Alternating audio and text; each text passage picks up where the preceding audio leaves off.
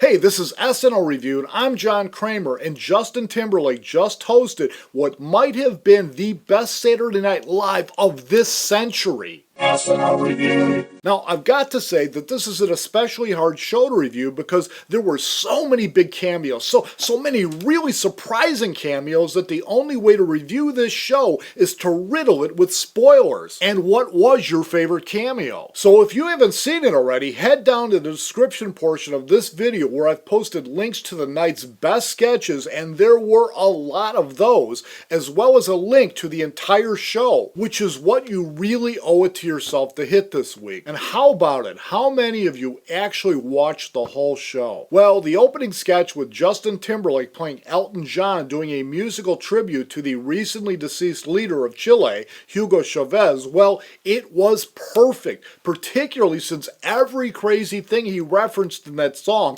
including the planet Mars, well, everything was accurate and funny as hell, but not as funny as what I consider to be one of the best opening monologues they've ever done, inducting Justin Timberlake into the 5 Timers Club. Any of you out there know of an opening which was better? And along with all the cameos by everyone from Steve Martin to Martin Short, Tom Hanks, Candice Bergen, Paul Simon, Dan Aykroyd, and I love those bottles of Aykroyd's Crystal Head vodka placed behind him. And then Chevy Chase and SNL writer Michael O'Brien from the YouTube 7 Minutes in Heaven videos. I loved every minute of it, only to come crashing down to earth when they returned from their first commercial break with a game show sketch, which are usually a huge waste of time, but not today, as Andy Samberg popped up with Justin Timberlake as the Dick in a Box Boys, and then they were one-upped by an appearance by Steve Martin and Dan Aykroyd playing those wild and crazy guys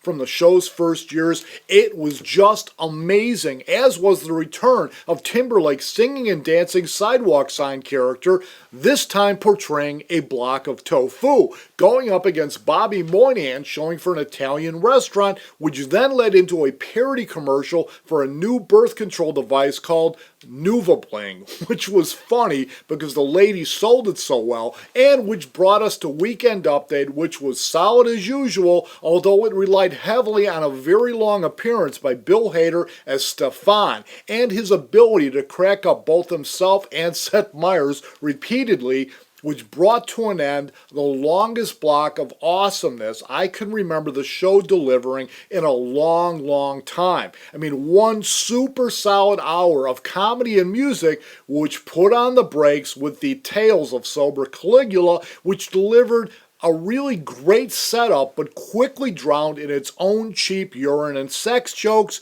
which just weren't my cup of tea, but which I liked infinitely more than the return of Main Justice, once again wasting the talents of Jason Sudeikis on a bad southern accent. But all was not lost during the last half hour as they delivered a great movie parody, and Cecily Strong and Vanessa Bayer returned with those 2 hilarious former porn stars turned cable TV pitchwomen, this time selling Moet champagne, whose sales are about to go through the roof. But overall, what a night, what a show. We even got a duet by Timberlake and Jay-Z, and what a collection of talent all together on that stage at the end of the amazing night. Well, the cast gets 3 well-deserved weeks off, and we'll be back on April 3rd with a future member of the 5 Timers Club, I predict, Melissa McCarthy, hosting. But what a tough act this is going to follow. So be sure to check out those links I've posted below, hit the subscribe button, give the video a thumbs up, and be sure to keep an eye out for my other rants and reviews throughout the weeks.